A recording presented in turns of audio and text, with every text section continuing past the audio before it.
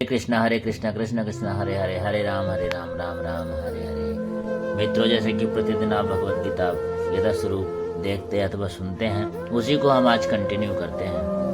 न प्रियस्ते प्रियम प्राप्ते न उदतिजेत प्राप्ताय च अभिप्राय स्थिर बुद्धि असमूढ़ ब्रह्मविद ब्रह्माणी स्थित है। अर्थात जो न तो प्रिय वस्तु को पाकर हर्षित होता है और न अप्रिय वस्तु को पाकर विचलित होता है, जो स्थिर बुद्धि है, जो मोह रहित है और भगवद्गीता को जानने वाला है, वह पहले से ही ब्रह्म में स्थित रहता है। अर्थात यहाँ पर स्वरूप सिद्ध व्यक्ति के लक्षण दिए गए हैं। पहला लक्षण यह है कि उसके शरीर और आत्मत्व के तदात्मय का भ्रम नहीं रहता। वह यह भली भांति जानता है कि मैं शरीर नहीं हूँ, अपितु भगवान का एक अंश हूँ। अतः कुछ प्राप्त होने पर न तो उसे प्रसन्नता होती है और न शरीर की कुछ हानि होने पर उसे शोक होता है। मन की यह स्थिर बुद्धि आत्मबुद्धि कहलाती है। अतः वह न तो स्थूल शरीर को आत्मा मानने की भूल करके मोहग्रस्त होता है और न शरीर को स्थायी मानकर आत्मा के अस्तित्व को ठुकराता है। इस ज्ञान के कारण वह परम सत्य अर्थात ब्रह्म परमात्मा तथा भगवान के ज्ञान को भली भांति जान लेता है। इस प्रकार वह अपने स्वरूप को जानता है कि वह जानता है और पर ब्रह्म से हर बात में तदाकार होने की कभी यत्न नहीं करता।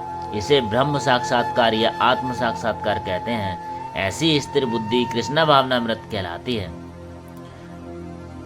बाह्य स्पर्श आसक्त आत्मा विदंती आत्मानि यत सुखम स ब्रह्म योग युक्त आत्मा सुखम अक्षयम असुनते।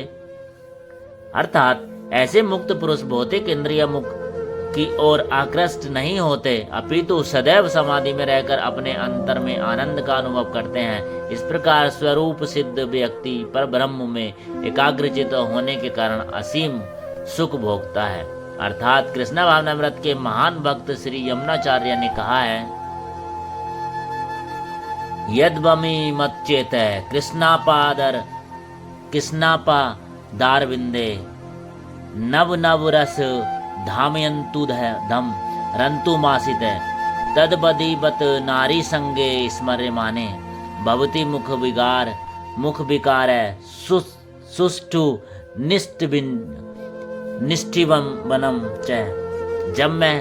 जब से मैं कृष्ण की दिव्य प्रेमा भक्ति में लगकर उनके नित्य नवीन आनंद का अनुभव करने लगा हूँ, तब से जब भी काम सुख के बारे में सोचता हूँ तो इस विचार पर ही थूकता हूँ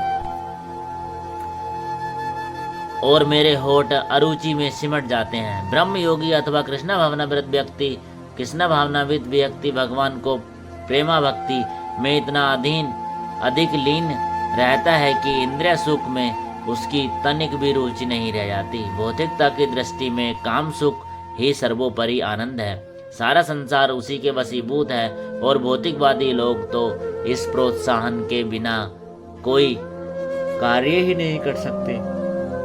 किंतु कृष्ण भावनाव्रत में लीन व्यक्ति काम सुख के बिना ही उत्साहपूर्वक अपना कार्य करता रहता है। यही आत्म साक्षात्कार की कसौटी है। आत्म साक्षात्कार का काम सुख कभी साथ साथ नहीं चलते। कृष्ण भावनाविद व्यक्ति जीवन मुक्त होने के कारण किसी प्रकार के इंद्रिय सुख द्वारा आकर्षित नहीं होता। ये ही संस्पर्जा भोग दुखियो न एवते आधंतबंत कौनते न ते सूरमते बुद्ध। अर्थात बुद्धिमान मनुष्य दुख के कारणों में भाग नहीं लेता, जो कि भौतिक इंद्रियों के संसर्ग से उत्पन्न होते हैं। हे कुंती पुत्र, ऐसे भोगों का आदि तथा अंत होता है, अतः चतुर व्यक्ति उनमें आनंद नहीं लेता। अर्थात भौतिक इंद्रिय सुख में इंद्रियों के स्पर्श से उद्भूत है जो नाशवान है, क्योंकि शरीर स्वयं नाशवान है। मुक्तात्मा किसी नाशवान वस्तु में रुचि नहीं रखता। दिव्य आनंद के सुखों में भली भांति अवगत वह भला मिथ्या सुख के लिए क्यों सहमत होगा। पद्म पुराण में कहा गया है, रमनेते योगिनो अन्यते सत्यानंदे चिदात्मनि इति राम पदे नासो परब्रह्माधीयते। योगी जन परम सत्य में रमण करते हुए अनंत दिव्य सुख प्राप्त करते हैं, इसलिए परम सत्य को भी राम कहा जाता है। भागवत में भी कहा गया है, नायम दोहा देहा भाजाम निर्लोके कष्टान कामान हरते विंड भुजादे तपो दिव्याम पुत्रा येन सात्मन शुद्धयेत यस्माद ब्रह्म सौख्यम त्वनंतम। अर्थात हे पुत्रो, इस मनुष्य योनि में इंद्र सुख के लिए अधिक श्रम करना व्यर्थ है। ऐसा सुख तो शुक्रों को भी प्राप्य है। इसकी अपेक्षा तुम्हें इस जीवन में तप करना चाहिए जिससे तुम्हारा जीवन पवित्र हो जाए और तुम असीम दिव्य सुख प्राप्त कर सको। अतः जो यथार्थ योगी या दिव्य ज्ञानी है, वे इंद्रिय सुखों की ओर आकृष्ट नहीं होते, क्योंकि ये निरंतर भवरोग के कारण है। जो भौतिक सुख के प्रति जितना ही आसक्त होता है, उसे उतने ही अधिक भौतिक दुख मिलते हैं। सक्रोति हेव यह सोंडू प्राक्य शरीर विमोक्षणात् काम क्रोधोद्भवम बेगम से युक्त से सुखी नर। अर्थात भगवान कृष्ण अर्जुन से कहते हैं, यदि इस शरीर को त्यागने के पूर्व कोई मनुष्य इंद्रियों के वेगों को सहन करने तथा इच्छा एवं क्रोध के वेग को रोकने में समर्थ होता है, तो वह इस संसार से सुखी रह सकता है। अर्थात यदि कोई आत्म साक्षात्कार के पथ पर अग्रसर होना चाहता है, तो उसे भौतिक इंद्रियों के वेग को रोकने का प्रयत्न करना चाहिए। ये वेग है वाणी वेग, क्रोध वेग, मनोवेग, उदर वेग, उपस्थ वेग तथा जीवा वेग। जो व्यक्ति इन विभिन्न इंद्रियों के वेगों को तथा मन को बस में करने में समर्थ है, वह गोस्वामी या स्वामी कहलाता है। ऐसे गोस्वामी नितांत संयमित जीवन बिताते हैं और इंद्रियों के वेगों को तिरस्कार करते हैं।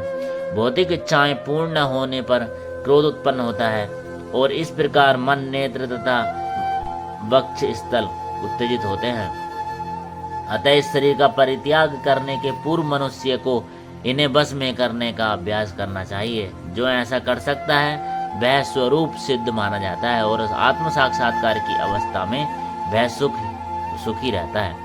योगी का कर्तव्य है कि वह इच्छा तथा क्रोध को बस में करने का भरसक प्रयत्न करे।